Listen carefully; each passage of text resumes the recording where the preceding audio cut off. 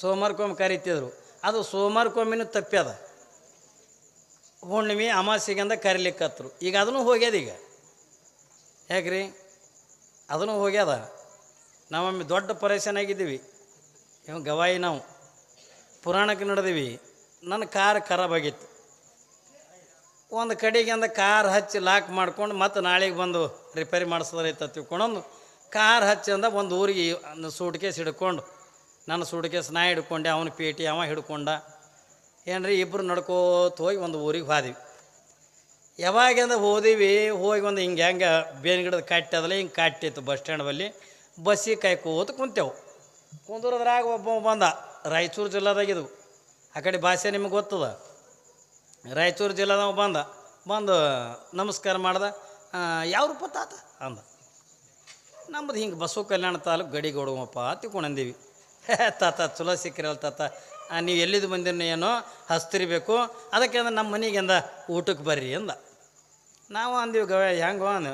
ಹೋಗೋ ನಡ್ರಿ ಅಪ್ಪ ಹಸಿವಾಗ್ಯದ, ಹೋಗೋ ನಡ್ರಿ ತಿಳ್ಕೊಂಡಂದು ಇಬ್ಬರು ಕೂಡಿ ಹಾದೀವಿ. ಹೋದ ಕೂಡಲೇನ ಅವ ಏನು ಮಾಡ್ದ, ಮನೆಗೆ ಹೆಂಡ್ತಿಗಳದೇ ತಾತನವ್ರು ಬಂದಾರ, ಜಲ್ದಿ ಅಡುಗೆ ಮಾಡಿ ನೀನು ಏನ್ರಿ ಅವ್ರು ಪೂಜೆಗೆ ಅಂದ್ರೆ ನಾ ಪತ್ರಿ ತರ್ತೀನಿ ತಿಳ್ಕೊಂಡೊಂದು ಪತ್ರಿ ತರ್ಲಕ್ಕೆ ಅವ ಹೋದ. ಸಾಯಂಕಾಲ 5 ಗಂಟೆ ಸಮಯ. ಪತ್ರಿ ತರಕ್ಕೆ ಅವ ಹೋದ. ಈ ಕಡೆ ನಾವು ಇಬ್ಬರು ಅಂದ ಹೊರಗೆ ಕುಂತಿದ್ದೀವಿ. ಒಳಗೆ ಅಂದ ಹೆಣ್ಮಗಳು ಅಡುಗೆ ಮಾಡಕತ್ತಿದ್ಲು. ಸಾಲಿ ಬಿಟ್ಟಿತ್ತು. ಸಾಲಿ ಹುಡುಗರು ಬಂದು ಮನೆಗೆ, ಅವ್ರ ಮಕ್ಕಳು ಬಂದು ಕೂಡ ಮೊದಲನೇದು ಹುಡುಗ ಓಡಿ ಬಂತು. ಬಂದು ಮಮ್ಮಿ ಇವತ್ತು 500 ಹೊಟ್ಟಿ ಬೇಕು ನನಗೆ ಆತು. ಏನ್ರಿ 500 ಹೊಟ್ಟಿ ಬೇಕು ಒತ್ತು. ಅಂದಿದೇನು ಮಲ್ಲು ಹೊಟ್ಟೆ ಕೇಳಕತ್ತಿದ್ದೆ 500ದು ಅಂದೀವಿ. ಅದ್ರ ಬೆನ್ನಿಗೆ ಒಂದು ಸಣ್ಣದ ಬಂತು. ಮಮ್ಮಿ ಅವನಿಗೆ ಹೊಟ್ಟೆ ಕೊಟ್ರೆ ನನ್ನ ತಲೆ ಕೈಯ ಕಾಲು ನನಗೆ ಬೇಕಾತು ಕೂಡ ಅದು. ನಾ ಅಂದೆ ಹೆಣ್ಮಗಳಿಗೆ ಯಾಕ ಮತ್ತು ಹಿಂಗಲ್ಲಕತ್ತವ ಮಕ್ಕಳು. ಹ್ಞೂ ರೀ ಅಪ್ಪ ದಿನ 500 ಕರಿತೀವಿ ರೀ. ಏನ್ರಿ ಅವ್ರಿಗೆ ಉಣಿಸಿ ಅವ್ರ ಹೊಟ್ಟೆ ಒಬ್ಬರಿಗೆ ಕೈಕಾಲು ಒಬ್ಬರಿಗೆ ಹಿಂಗೆ ಮುರಿದು ಕೊಡ್ತೀವಿ ರೀ, ಕಡ್ದು ಕೊಡ್ತೀವಿ. ನಾ ಅಂದೆ ಇದೇನು ಮರ ಅಂದೆನ. ಇವ ನಮಗೇನು ಉಣ್ಸಕ್ಕಾರದಿಂದ ನಮ್ಮ ಕೊಯ್ಕಾಲೆಲ್ಲ ಮಕ್ಕಳಿಗೆ ಕೊಡ್ತಾನೆ. ಇದು ಬೇಡ ಮಲ್ಲು, ಈಗ ಅವ ಇಲ್ಲ, ನಡಿ ನಾವು ಹೋಗೋಣ ತಿಳ್ಕೊಂಡಂದು. ನಡಿಯ ತಿಳ್ಕೊಂಡಂದು ನಾನು ಸುಡ್ಕೇಸ್ ತೊಗೊಂಡು ಅವನ ಪೇಟಿ ತೊಗೊಂಡು ಓಡಕತ್ ಬಿಟ್ಟೇವು. ನಾವು ಹಿಂತಿಲ್ ಬಾಗಿಲು ಆಯ್ತು ಓಡ್ಲಕತ್ತೇವ. ಅವ ಪತ್ರಿ ತರ್ಲಕ್ಕೆ ಹೋಗಿದ್ನ ನಮ್ಮ ಪೂಜಾಕ. ಅವ ಪತ್ರಿ ತೊಗೊಂಡಂದ ಮನೆಗೆ ಹೊಂಟಾನ. ದಾರ್ಯಾಗ ಅವನು ಗೆಳೆ ಭೇಟಿಯಾಗಂದ ಅಣ್ಣ ನೀ ಇಲ್ಲಾರ್ದಾಗ ಮನೆಗೆ ಹಾಕೋರ್ ಕೈಲಿ ಕೊಡ್ಲಿ ಇಸ್ಕೊಂಡು ಹೋಗಿದ್ದೆ, ಈಗ ನೀವು ಹೊಂಟಿದ್ದು ಹೆಂಗೂ ಮನೆಗೆ ಕೊಡ್ಲಿ ಒಯ್ಯತ್ತಂದು ಕೊಡ್ಲಿ ಕೊಟ್ಟ. ಒಂದು ಕೈಯಾಗಿಂದ ಪತ್ರಿ ಹಿಡ್ಕೊಂಡನ, ಒಂದು ಕೈಯಾಗ ಕೊಡ್ಲಿ. ಹೇಳ್ತೇನೆ ಮನೆಗೆ ಬಂದಾನ. ಮನೆಗೆ ಬರೋದ್ರಾಗಂದ ಯಾಕೆ ಮತ್ತು ತಾತವ್ರು ಎಲ್ಲಿಗೆ ಹೋಗ್ಯಾರ, ಏನೋರಿ ಕಿಲ್ಲಿ ಹಿತ್ತಲ ಕಡೆ ಹಾಯ್ದು ಹೋಗ್ಯಾರ ನೋಡೋದು. ಅವ ಕೊಡ್ಲಿಯರಿ ಅಲ್ಲೇ ಇಟ್ಟು ಬರ್ಬೇಕಿಲ್ಲ. ಆ ಕೊಡ್ಲಿ ತೊಗೊಂಡೇ ಓಡಕತ್ತಾನ. ಓ ತಾತ ನಿಂದ್ರಿ ತಾತ ಅಂದ. ಎಪ್ಪೋ ಮಲ್ಲು ಇದು ಬಿಡಂಗೆ ಕಾಣಂಗಿಲ್ಲ. ಇವ ಇವತ್ತು ನಮ್ಮದು ಮುಗೀತು ಕತೆ ಅನ್ನೋದು. ಓಡೇ ಹೊಡೆದು ಸೂಡಿಗೆ ಸುತ್ಕೊಂಡು ಎಟ್ಟತ್ತರ ಓಡಕ್ಕಾಕದ. ಏನು ನಾವೇನು ದೊಡ್ಡ ಪೈಲ್ವನ್ರ ಹೇಳ್ತೀನಿ ನಾ ನಿಮಗೆ. ಹೊಡೆದ್ವಿ ಕಡೆಗಂದ ಸಿಕ್ಕೇ ಬಿಟ್ಟೆವು ಅವ್ನ ಕೈಯಾಗ. ಸಿಕ್ಕೇವು. ಯಾಕೆ ಓಡಕತ್ತೀರಿ? ಬೇಡಪ್ಪ ನೀನು ಭಿನ್ನ ಬೇಡ, ಏನು ಬೇಡ, ನಾವು ಊರಿಗೆ ಹೋಗ್ಬೇಕಪ್ಪ, ನಾವು ಹೇಳಾರ್ದೆ ಬಂದೀವಿ, ನಾನು ಬಿಟ್ಟು ಬಿಡುವತ್ತು ನಾವು. ಯಾಕೆ ಏನಾಗೈತಿ, ನೀವು ಯಾಕೆ ಓಡಕತ್ತೀರಿ? ಏನಿಲ್ಲೋ ಮರ, ನಿಮ್ಮ ಮನೆಗಂದ 500 ನಂದ ಕೈಕಾಲು ಕಡ್ದು ಹೊಟ್ಟೆಗಿಟ್ಟು ಒಬ್ರಿಗೆ ಕೊಡ್ತೀರತ್ತ, ಕೈಕಾಲು ಒಬ್ರಿಗೆ ಕೊಡ್ತೀರಿ. ನಾವು ಇನ್ನೂ ಅಂದ ಮಠ ಗಿಟ ಕಟ್ಟೋದು ಅಂದ ನನಗೆ. ನಂದು ಹೀಗೆ ಮುಗಿಸ್ಬಿಡುವ ಎಣ್ಣ, ನಾನು ಬಿಟ್ಟು ಬಿಡುವ ತಿಳ್ಕೊಂಡು ಅವ ಅಂದ. ತಾತ ನೀವು ತಪ್ಪು ತಿಳ್ಕೊಂಡಿರಿ, ನಿಮ್ಮ ಕೈಕಾಲು ಕತ್ತರಿಸಿ ಕೊಡಂಗಿಲ್ಲ, ನಮಗೆ ಐಗೋಳು ಕರೆಯೋಕ್ಕಾಗಂಗಿಲ್ಲ. ಅದಕ್ಕೆ ನಾವು ದಿನ ಏನು ಮಾಡ್ತೀವಿ, ಐಗೋಳು ಗುಣಿಸ್ದಂಗೆ ಜಗಲಿ ಮ್ಯಾಲ ಈ ಜಿಗಟು ಬೆಲ್ಲ ಇರ್ತದಲ್ಲ ಏನ್ರಿ, ಬೆಲ್ಲದ್ದೇ 500 ಮಾಡಿ ಇಡ್ತಾವತ್ತ ಜಗಲಿ ಮೇಲೆ. ಬೆಲ್ಲದ 500 ಮಾಡಿ ಏನ್ರಿ ಜಗಲಿ ಮ್ಯಾಗೆ ಅಂದ ಇಟ್ಟು ದಿನ ಎಡೆ ಹಿಡಿದು ಆಮೇಲೆ ಸಂಜೆ ಕೆಂದ ಹುಡುಗರು ಬಂದ ಬಳಕ ಅದೇ ಬೆಲ್ಲನೇ ಆ ಮಕ್ಕಳಿಗೆ ಕೊಡ್ತಾರತ್ತ. ನಾವು ತಿಳಿದೀವಿ ನಮ್ಮವೇ ಕತ್ತರಿಸಿ ಕೊಡ್ತಾರತ್ತ. ಪರಿಸ್ಥಿತಿ ಎಲ್ಲಿಗೆ ಬಂದದ ತಿಳ್ಕೊಂಡ್ರೆ ಅವಾಗೆಲ್ಲ ದಿನನಿತ್ಯನ ಜಂಗಮರಿಗೆ ಪ್ರಸಾದ ಮಾಡಿಸ್ತಿದ್ರು. ಅದು ತಪ್ಪಂದ ಸೋಮವಾರಕ್ಕೊಮ್ಮೆಂದ ಬಿತ್ತು, ಕೊನೆಗೆಂದ ತಿಂಗಳಿಗೊಮ್ಮೆ ಬಿತ್ತು. ಈಗೆಂದ ತಿಂಗಳಿಗೊಮ್ಮೆ ಒಂದು ಅಮಾಸಿಗೆನ ಕರೀತಾರೆಲ್ಲೋ ಗೊತ್ತಿಲ್ಲ ಏನ್ರಿ. ಪರಿಸ್ಥಿತಿ ಅಂದ್ರೆ ಇಲ್ಲಿಗದ. ಆದ್ರೆ ಯಾವ ಮಹಾದೇವ ಭೂಪಾಲ ರಾಜ ನಿತ್ಯನೂ ಕೂಡ 3 ಹೊತ್ತ ಯಾವ 12,000 ಜಂಗಮರಿಗೆಂದ ಪ್ರಸಾದ ಮಾಡಿಸ್ತಿದ್ದ. ಯಾವಾಗ ಮಡಿವಾಳ ಮಾಚೇನವ್ರು ಅಂತಾರೆ, ಏನಂತಾರ ನೋಡ್ರಿಪ್ಪ ಬಸವಣ್ಣವ್ರೆ, ನೀವು ಹೋಗಿ ಅಂದ ರಾಜನಿಗೆಂದ ಕೇಳಿದ್ರೆ ಜಂಗಮರ ಕೊಡಂಗಿಲ್ಲ. ಯಾಕ? ಜಂಗಮರ ತಗೊಂಡ್ರೆ ಪಂಚಪ್ರಾಣ. ಯಾಕ ಪಂಚಪ್ರಾಣ ತಗೊಂಡದ ಕೇಳಿದ್ರೆ ಜಂಗಮರ ಬಗ್ಗೆ ಅಂದ ಅರ್ಥ ಮಾಡ್ಕೊಂಡಾನೆ. ಸಾಕ್ಷಾತ್ ಭಗವಂತನ ಸ್ವರೂಪನೇ ಯಾವ ಒಬ್ಬ ಜಂಗಮ ಮೂರ್ತಿ ಅತ್ತ ಅನ್ನೋದನ್ನು ಅರ್ಥ ಮಾಡ್ಕೊಂಡಾನೆ. ಅವ್ನು ನಿಜವಾಗ್ಲೂ ಕೂಡ ಜಂಗಮನ ಅವತಾರನೇ. ಹೆಂಗ ಹೇಳ್ತಲ್ಲ, ಜಗಕ್ಕೆ ಕಳುಹಿದಳ ಪುತ್ರನ ತಿಳ್ಕೊಂಡಂದು ಜಂಗಮರಿಗೆಂದ ಭೂಮಿಗೆಂದ ಸಾಕ್ಷಾತ್ ಪರಮಾತ್ಮನ ಸ್ವರೂಪನೇ ಜಂಗಮರಿಗೆಂದ ಭೂಮಿಗೆಂದ ಕಳಿಸಿರ್ತಾರೆ. ಅದಕ್ಕಾಗಿನೇ ನಿಮ್ಮ ಮನೆಗೆಂದ ಸ್ವಾಮಿಗಳು ಬಂದು ಊಟ ಮಾಡುವಾಗ ಅವರೊಂದು ಮಂತ್ರ ಅಂತಾರ. ಊಟದಕ್ಕಿಂತ ಮೊದಲ ಏನ್ರಿ ನೀವು ಸಾಷ್ಟಾಂಗ ಹಾಕಿರ್ತೀರಿ, ಯಪ್ಪ ಭಕ್ತ ಆಟ ಬಿದ್ದಾನ್ರಿ ಅಂತಾರ. ಯಪ್ಪ ಭಕ್ತ ಆಟ ಬಿದ್ದಾನ್ರಿ ಇಟ್ಟಂದ ಬಳಿಕ ಅವೊಂದು ಮಂತ್ರ ಅಂತಾನ. ಏನಂತ? ಶಿವಯೋಗಿನೇ ಸಂತೃಪ್ತೆ ತೃಪ್ತಿಯೋ ಭವತಿ ಶಂಕರ ತೃಪ್ತ್ಯ ತನ್ಮಯಂ ವಿಶ್ವಂ ತೃಪ್ತಿ ಮೇತಿ ಚರಾಚರಮತ್. ಈ ಮಂತ್ರ ಅಂದೇ ಊಟ ಮಾಡ್ಬೇಕವ. ಒಂದು ವೇಳೆ ಈ ಮಂತ್ರ ಅಲ್ಲಾರ್ದೇ ಊಟ ಮಾಡಿದ್ನು ತಿಳ್ಕೊಂಡು ಜಂಗಮನೇ ಅಲ್ಲ. ಅವ ಏನು ಅನ್ಬೇಕು? ಶಿವಯೋಗಿನೇ ಸಂತೃಪ್ತೆ ತೃಪ್ತಿಯೋ ಭವತಿ ಶಂಕರ ತೃಪ್ತ್ಯ ತನ್ಮಯಂ ವಿಶ್ವಂ ತೃಪ್ತಿ ಮೇತಿ ಚರಾಚರಮತ್. ಹಿಂಗಂದ್ರೆ ಏನ್ರಿ ಎತ್ತುಕೊಂಡದ ಕೇಳಿದ್ರೆ ಅದರ ಅರ್ಥನೇ ಭಾಳ ಸರಳದೆ. ಶಿವಯೋಗಿನೇ ಸಂತೃಪ್ತೆ ತೃಪ್ತಿಯೋ ಭವತಿ ಶಂಕರ. ಒಬ್ಬ ಜಂಗಮ ಮೂರ್ತಿ ಊಟ ಮಾಡಿದ್ರೆ ಸಾಕ್ಷಾತ್ ಪರಮಾತ್ಮನೇ ಊಟ ಮಾಡ್ದಂಗೆ. ಏನ್ರಿ ಇದರ ಅರ್ಥ? ಒಬ್ಬ ಜಂಗಮ ಮೂರ್ತಿ ಊಟ ಮಾಡಿದ್ರೆ ಸಾಕ್ಷಾತ್ ಪರಮಾತ್ಮನೇ ಊಟ ಮಾಡ್ದಂಗೆ. ಮತ್ತು ಒಬ್ಬ ಪರಮಾತ್ಮೆಯಿಂದ ತೃಪ್ತಿ ಆತ್ಮ ತಿಳ್ಕೊಂಡಂದ್ರೆ ಜಗತ್ತಿನ ಎಲ್ಲ ಜೀವಿಗಳೆಲ್ಲ ತೃಪ್ತಿ ಇರ್ತಾವತ್ತು. ಏನ್ರಿ? ಒಬ್ಬ ಭಗವಂತ ತೃಪ್ತಿ ಆದ್ಮತ್ತಂದ್ರೆ ಜಗತ್ತಿನ ಎಲ್ಲ ಜೀವಿಗಳೆಲ್ಲ ತೃಪ್ತಿಯಾಗಿರ್ತಾವತ್ತು. ಇದು ಮಂತ್ರದ ಅರ್ಥ. ಈ ಅರ್ಥವನ್ನು ಅರ್ಥ ಮಾಡ್ಕೊಂಡಿರ್ತಕ್ಕಂಥವರೇ ಶರಣರು. ಅದಕ್ಕಾಗಿಯೇ ಬಸವಣ್ಣ ನಿತ್ಯ ನಿತ್ಯನೋ ಲಕ್ಷದ ಮೇಲೆ 96,000 ಜಂಗಮರಿಗೆ ಅದು ಊಟ ಮಾಡಿಸ್ಬೇಕು. ಇಲ್ಲಿ ಮಹಾದೇವ ಭೂಪಾಲ 12,000 ಜಂಗಮರಿಗೆ ನಿತ್ಯ ನಿತ್ಯ 3 ಹೊತ್ತಿಂದ ಪ್ರಸಾದ ಮಾಡಿಸ್ತಿದ್ದ.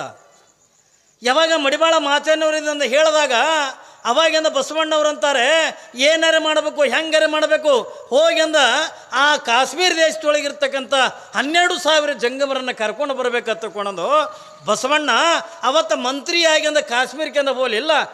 ಏನ್ರಿ? ಒಬ್ಬ ಶರಣನಾಗಿಂದ ಕಾಶ್ಮೀರಕ್ಕಿಂದ ಹೋಲಿಲ್ಲ. ಒಬ್ಬ ಭಿಕ್ಷುಕನಾಗಿ ಒಬ್ಬ ಶೆಟ್ಟಿಯಾಗಿ ಕಾಶ್ಮೀರಕ್ಕಿಂದ ಹೋಗಿ ಆ ಜಂಗಮರಿಗೆಲ್ಲ ಉಣಿಸಿ ತಿನ್ನಿಸಿ ಅವರು ಮನಸ್ಸಂತಗಂದ ಹೊಲಸಿಕೊಂಡು ಆ ಕಾಶ್ಮೀರದಿಂದ ಜಂಗಮರನ್ನು ಕಳತನ ಮಾಡ್ಕೊಂಡು ತಂದ. ನೋಡ್ರಿ ಬಸವಣ್ಣವ್ರು ಏನು ಕಳತನ ಮಾಡ್ಯಾರ? ಬಸವ ಪುರಾಣ ತಗೊಂಡು ನೀವು ಕೇಳಿರಬೇಕು. ಬಸವಣ್ಣವ್ರದ ಇನ್ನೊಂದು ಪುರಾಣದ ಚೋರ ಬಸವ ತಗೊಂಡದ ಪುರಾಣದ, ಅಂದ್ರೆ ಕಳ್ಳ ಬಸವಣ್ಣ ತಗೊಂಡದ ಪುರಾಣದ.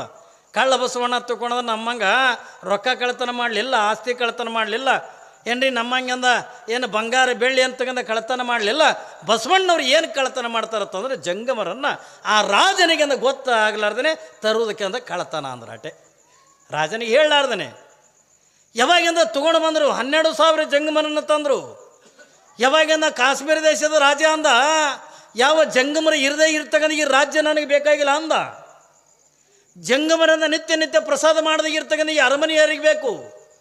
12,000 ಜಂಗಮರನ್ನ ನಿತ್ಯ ನಿತ್ಯ ಪ್ರಸಾದ ಮಾಡದಾಗಿದ್ರ ಈ ರಾಜ್ಯ ನನಗೆಂದ ಬೇಕಾಗಿಲ್ಲ. ಹೆಂಡತಿಯಾಗಿರ್ತಕ್ಕಂಥ ಮಾದೇವಮ್ಮಗಂದ ಹೇಳ್ತಾರೆ, ಮಾದೇವಿ ಈ ರಾಜ್ಯವನ್ನು ನೀನೇ ನೋಡ್ಕೋ. ಯಾಕೆ? ಜಂಗಮರ ಇರದೇ ಇರ್ತಕ್ಕಂಥ ರಾಜ್ಯದೊಳಗೆ ನಾನು ಇರೋಕ್ಕಾಗಂಗಿಲ್ಲ. ಜಂಗಮರ ಉಂಡು ಬಳಿಕೆ ತಾನು ಊಟ ಮಾಡಬೇಕು, ಜಂಗಮರ ನೀರು ಕುಡಿದ ಬಳಿಕೆ ತಾನು ನೀರು ಕುಡಿಬೇಕು. ಯಾವಾಗಿಂದ ಜಂಗಮರಿಗಿಲ್ಲ ತಿಳ್ಕೊಂಡ್ರೆ ಈ ರಾಜ್ಯ ನನಗೆ ಬೇಕಾಗಿಲ್ಲ, ಈ ರಾಜ್ಯವನ್ನು ನೀನು ನೋಡ್ಕೋ ತಿಳ್ಕೊಂಡ್ರ ಯಾವ ರಾಜನ ಧರ್ಮಪತ್ನಿ ಆಗಿರ್ತಕ್ಕಂಥ ಮಾದೇವಮ್ಮ ಅಂತಾಳೆ, ಏನ್ರಿ ನಿಮಗೆ ಬೇಡ ಆಗಿರ್ತಕ್ಕಂಥ ರಾಜ್ಯ ನನಗರೆ ಯಾಕೆ ಬೇಕು ಅಂದ್ಲಕ್ಕೆ. ನಿಮಗೆ ಬೇಡದ ರಾಜ್ಯ ನನಗೆ ಯಾಕೆ ಬೇಕು? ನನಗೂ ಈ ರಾಜ್ಯ ಬೇಕಾಗಿಲ್ಲ. ಏನ್ರಿ ಒಬ್ಬ ಪತಿವೃತ್ತಿ ಆಗಿರ್ತಕ್ಕಂಥ ಹೆಣ್ಣಿಗೆ ಗಂಡ ಎಲ್ಲಿರ್ತಾನೋ ಅಲ್ಲಿ ಇರಬೇಕಾಗಿದ್ದೆ ಅಂದ್ರೆ ಹೆಣ್ಣಿನ ಧರ್ಮ. ಗಂಡನಿಗೆಂದ ಸುಖ ಬಂದರೂ ಕೂಡ ಅರ್ಧ ಪಾಲನ್ನು ಹಂಚ್ಕೋಬೇಕು, ಗಂಡನಿಗೆಂದ ದುಃಖ ಬಂದರೂ ಕೂಡ ಅರ್ಧ ಪಾಲು ಹಂಚ್ಕೋಬೇಕು. ಅಂಥವಳು ಮಾತ್ರ ಒಂದು ಅರ್ಧಾಂಗಿನಿ ಹಾಕಳೆ ಹೊರತಾಗಿ ಗಂಡನ ಅರ್ಧ ಅಂಗಿ ಹರ್ಕೊಳಕ್ಕೆ ಆಗಲ್ಲ. ಯಾಕ್ರಿ? ಗಂಡನ ಅರ್ಧ ಅಂಗಿ ಹರ್ಕೊಳಕ್ಕೆ ಅಂದ ಏಸ್ ಕಾಲಕ್ಕೂ ಕೂಡ ಪತಿವೃತ್ತಿ ಆಗಕ್ಕಾಗಂಗಿಲ್ಲ. ಗಂಡಗೆ ಸುಖನೇ ಇರಲಿ, ಗಂಡಗೆ ದುಃಖನೇ ಇರಲಿ. ಇವತ್ತು ನಿಂದ್ರಿ ಹರಿಶ್ಚಂದ್ರ ಮಹಾರಾಜ ಇಡೀ ರಾಜ್ಯವನ್ನ ವಿಶ್ವಾಮಿತ್ರನಿಗೆಂದ ದಾನವಾಗಿ ಅಂದ ಕೊಟ್ಟು ಹೆಂಡತಿ ಆಗಿರ್ತಕ್ಕಂಥವಳು ಏನು ರಾಜ ಒಬ್ಬನೇ ಹೋದ್ನೇನವ ಹರಿಶ್ಚಂದ್ರ ಮಹಾರಾಜ. ಒಂದು ದಿವಸ ಅರಮನೆ ಬಿಟ್ಟು ಹೊರಗೆ ಕಾಲು ಹಿಡದೆ ಇರ್ತಕ್ಕಂಥ ಹರಿಶ್ಚಂದ್ರ ಮಹಾರಾಜನ ಹೆಂಡತಿ ಗಂಡನ ಜೊತೆಯೊಳಗಿಂದ ಕಲ್ಲು ಮುಳ್ಳುಗಳನ್ನು ತುಳ್ಕೋತೆಂದಬಾರದು. ಗಂಡನಿಗೆಂದ ಬಂದಿರ್ತಕ್ಕಂಥ ಕಷ್ಟಗಳನ್ನು ಸ್ವತಃ ತನ್ನನ್ನು ತಾನಂದ ಕಾಶಿ ಪಟ್ಟಣದ ಒಳಗಿಂದ ಮಾರ್ಕೊಂಡು. ಯಾಕೆ ಗಂಡಗೆ ದುಃಖ ಬಂದದ, ಗಂಡಗೆಂದ ಕಷ್ಟ ಬಂದದ, ಗಂಡನ ಸತ್ಯತನ ಉಳಿಬೇಕು. ಅವನ ಸತ್ಯ ಉಳಿದ್ರೆ ಮಾತ್ರ ನನಗೆಂದ ಕಿಮ್ಮತ್ತೋದೇ ಹೊರತಾಗಿ ಒಂದು ವೇಳೆ ಹರಿಶ್ಚಂದ್ರ ಮಹಾರಾಜ ಸುಳ್ಳಾದನಂತಂದ್ರೆ ಅವನ ಜೊತೆಯೊಳಗೆ ನಂದು ಕೂಡ ಮರ್ಯಾದೆ ಇರಂಗಿಲ್ಲ. ಗಂಡನಿಗೆ ಸುಖನೇ ಇರಲಿ ದುಃಖನೇ ಇರಲಿ, ಗಂಡಗ ಬಡತನನೇ ಇರಲಿ ಶ್ರೀಮಂತಿಗೆನೇ ಇರಲಿ, ಮನೆಗಿಂದ ಖಾರ ರೊಟ್ಟಿನೇ ಇರಲಿ, ಯಾವ ಮನೆತನದೊಳಗಿಂದ ಬಡತನ ಇದ್ರೂ ಪರವಾಗಿಲ್ಲ, ಯಾರ ಮನೆತನದೊಳಗಿಂದ ಒಂದು ಬರೀ ಖಾರ ರೊಟ್ಟಿ ಇದ್ರೂ ಅದೇ ಒಂದು ರೊಟ್ಟಿಯಿಂದ ಗಂಡ ಹೆಂಡತಿ ಪ್ರೀತಿಯಿಂದ ಹಂಚ್ಕೊಂಡು ತಿಂದ್ರೆ ಅದಕ್ಕಿಂತ ದೊಡ್ಡ ಪತಿವ್ರತ ಧರ್ಮ ಮತ್ತೊಂದು ಯಾವುದನ್ನು ಕೂಡ ಇಲ್ಲ.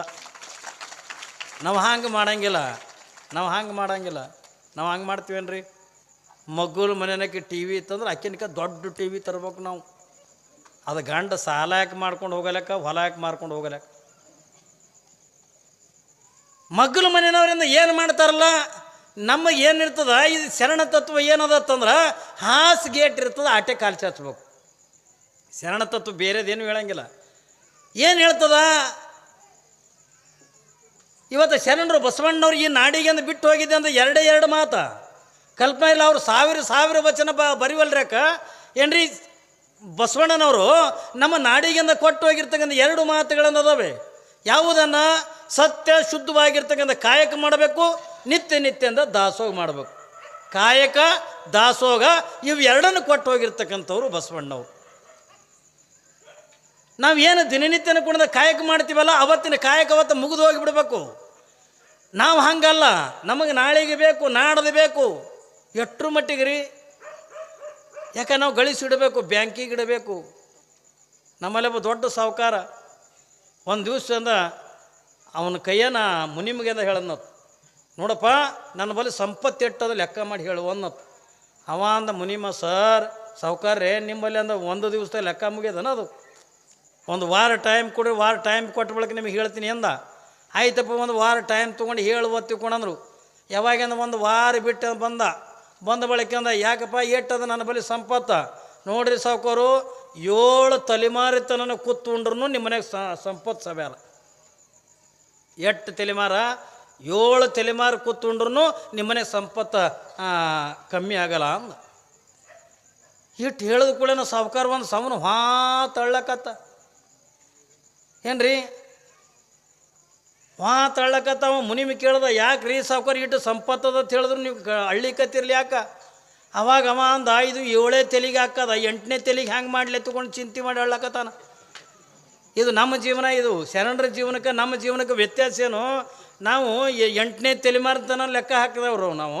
ಶರಣರು ಹಂಗಲ್ಲ. ಇವತ್ತು ಬೆಳಿಗ್ಗೆ ಕಾಯಕ ಮಾಡಿದಿವತ್ತಂದ್ರೆ ಸಾಯಂಕಾಲ ಅದರ ಬಂದಿರ್ತಕ್ಕಂಥ ಸಂಪತ್ತಿನೊಳಗೆ ದಾಸೋಗನು ಮಾಡಬೇಕು, ತಾವು ಊಟ ಮಾಡಿ ಇರಬೇಕು. ಅವತ್ತು ರೊಕ್ಕ ಉಳಿಯಂಗಿಲ್ಲ. ಬಸವಣ್ಣ ಎದರಿಂದ ದೊಡ್ಡವನದ ಏನ್ರಿ? ಸುಮ್ಮನೆ ನಿಮಗೆ ಅಂದ ಕಲ್ಪನೆ ಹೇಳ್ತೇನೆ. ಬಸವಣ್ಣ ರಾಜ್ಯದ ಪ್ರಧಾನಮಂತ್ರಿ ಆದ. ಅಷ್ಟೇ ಅಲ್ಲ, ರಾಜ್ಯದ ಭಂಡಾರಿಯಾಗಿದೆ ಬಸವಣ್ಣ. ಭಂಡಾರ ತಗೊಂಡ್ರೆ ಗೊತ್ತದ ನಿಮಗೆ?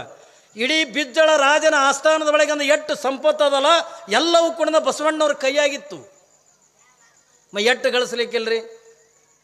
ಅವತ್ತಿನ ದಿನಮಾನದೊಳಗೆ ಅಂದ್ರೆ ಬಿಜ್ಜಳ ರಾಜ ಬಸವಣ್ಣವ್ರ ಕೈಯಾಗಿ ಅಂದ್ರೆ ಕೊಟ್ಟಿರ್ತಕ್ಕಂಥ ಸಂಪತ್ತ ನಿಮ್ಮಂಥವ್ರ ಕೈಯಾಗಿ ಕೊಟ್ಟಿದ್ರ? ಅಪ್ಪಿತಪ್ಪಿ ನಿಮ್ಮಂಥವ್ರ ಕೈಯಾಗಿ ಕೊಟ್ಟಿದ್ರಿ. ಇಡೀ ರಾಜ್ಯನೇ ಬೋಳಿಸಿ ಬರ್ತಿದ್ದೇವೆ ನಾವು. ಹೇಗ್ರಿ?